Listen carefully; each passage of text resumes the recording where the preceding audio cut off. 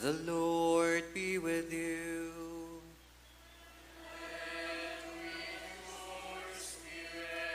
A reading from the Holy Gospel according to Luke.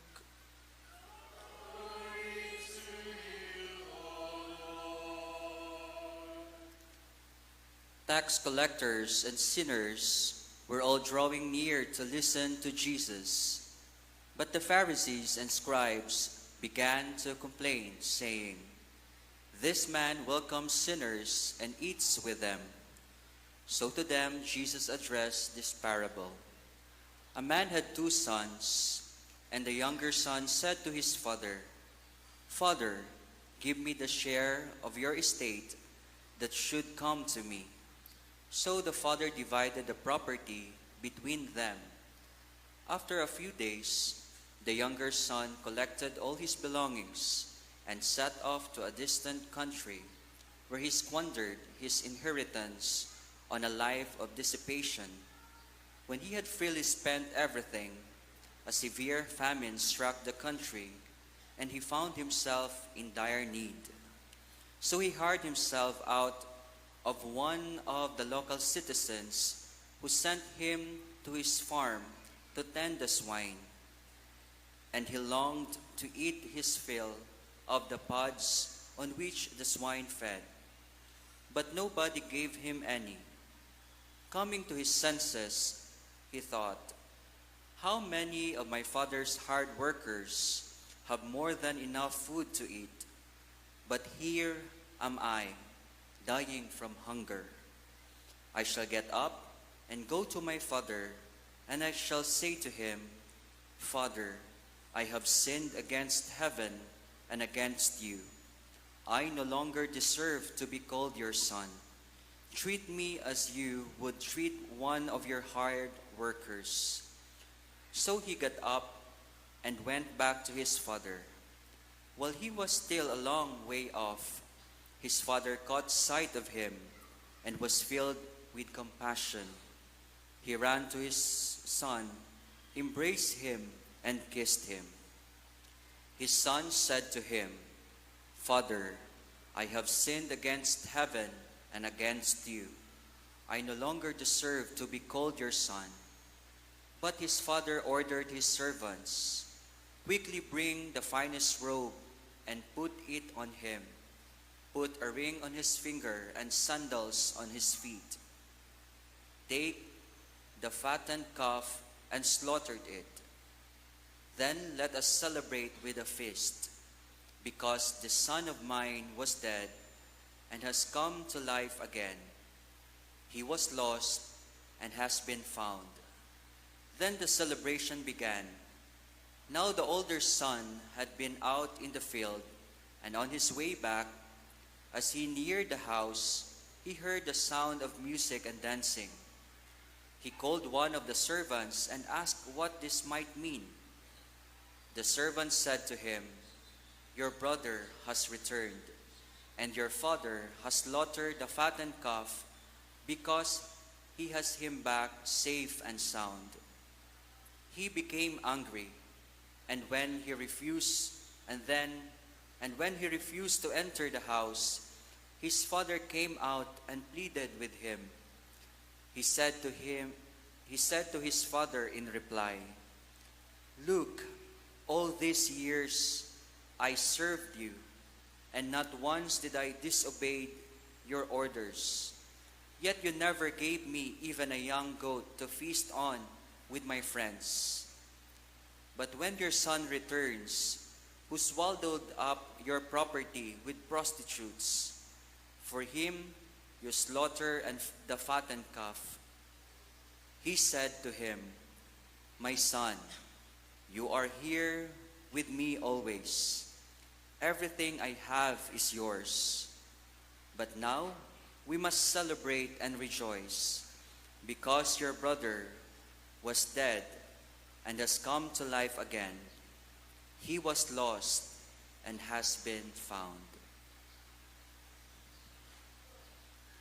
The Gospel of the Lord.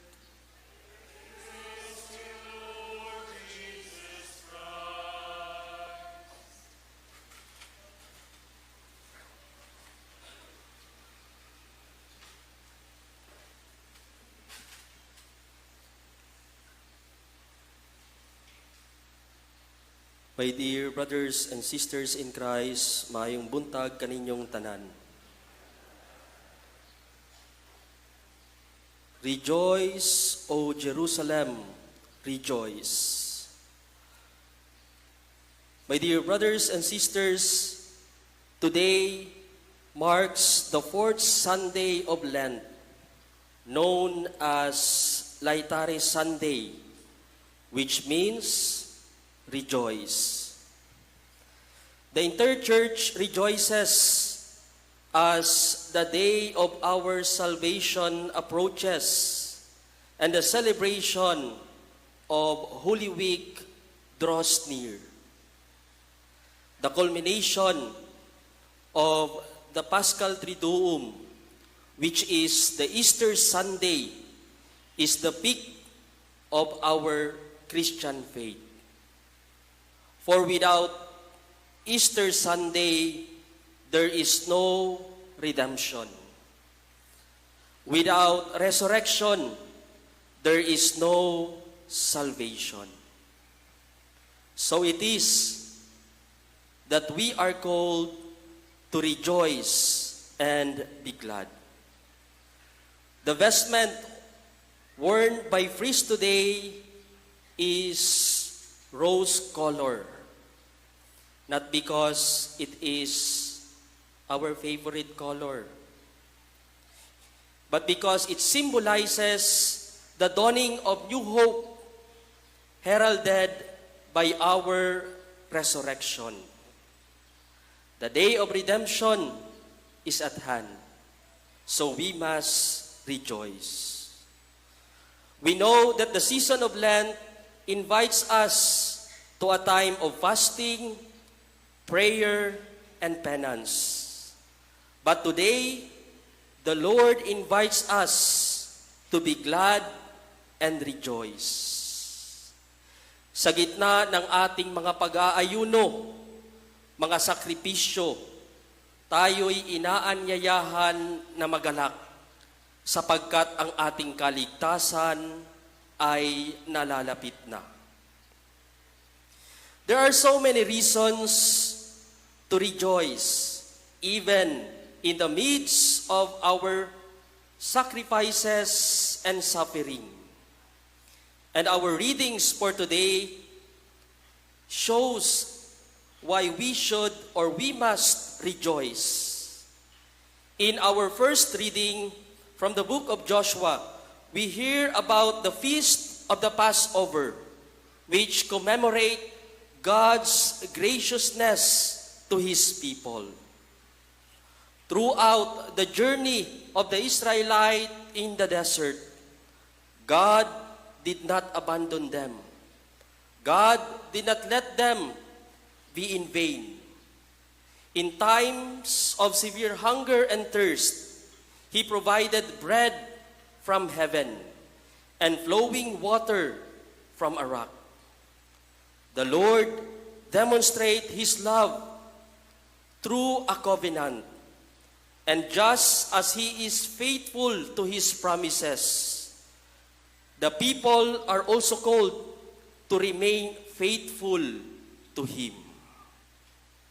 The Feast of Passover commemorates the salvation that God gave to His people from slavery.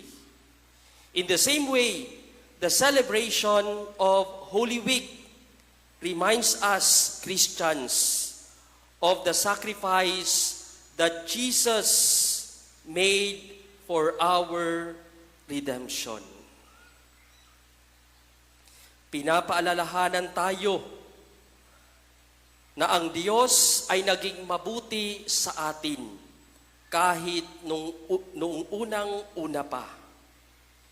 At maging sa panahon na pinadala niya ang kanyang buktong na anak na si Jesucristo upang bigyan tayo ng kalayaan sa kasalanan at sa kamatayan.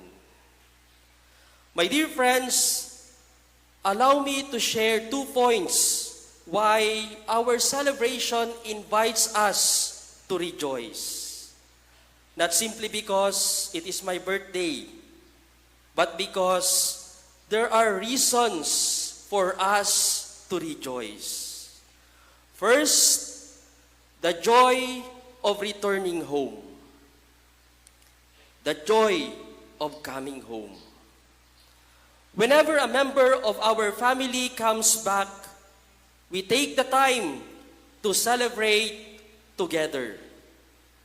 With Holy Week approaching, many of us are planning to return to our hometowns.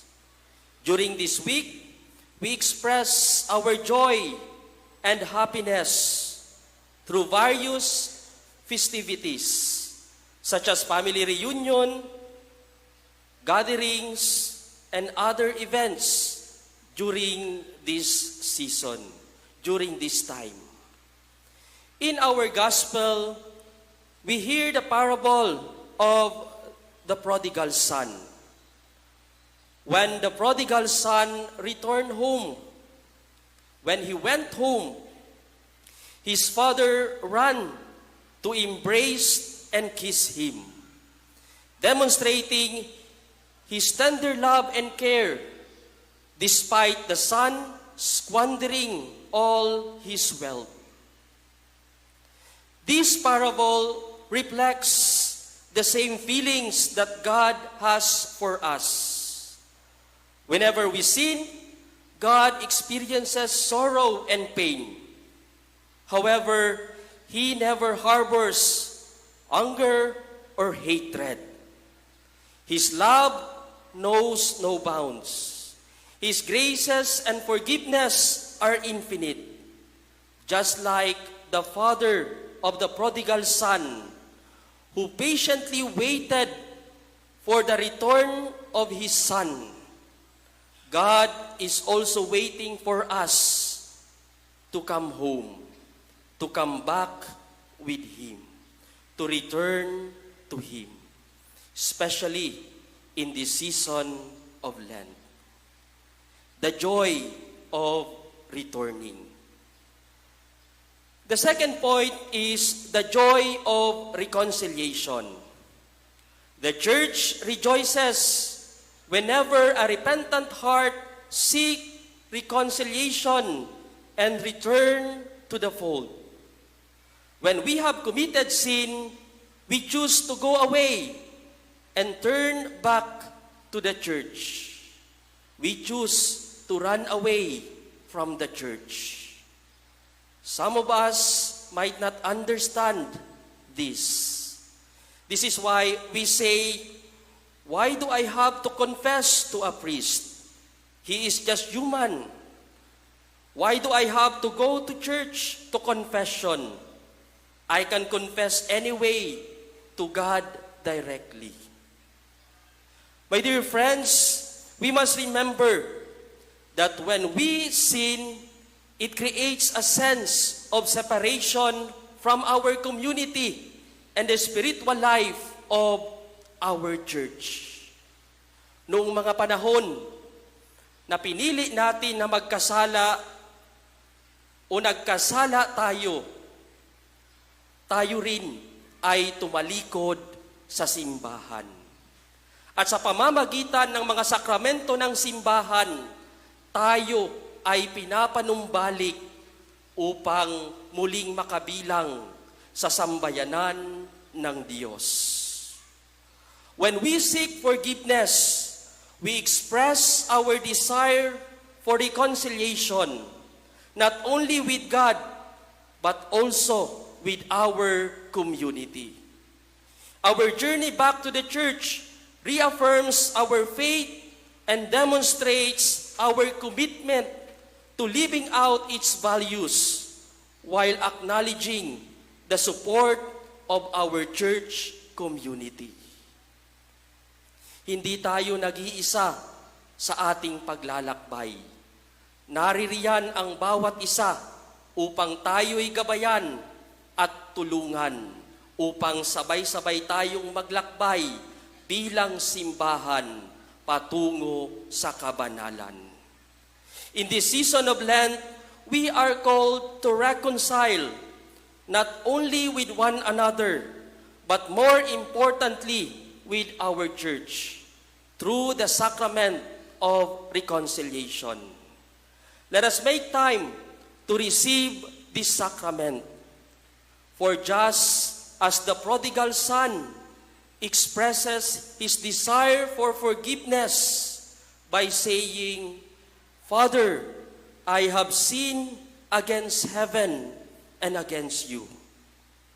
Let us not be ashamed to approach priest and to say in the sacrament of reconciliation, "Bless me, Father, for I have sinned." Let us remember that God desires sinners to return to Him. He rejoices when a repentant soul returns home and returns to His church.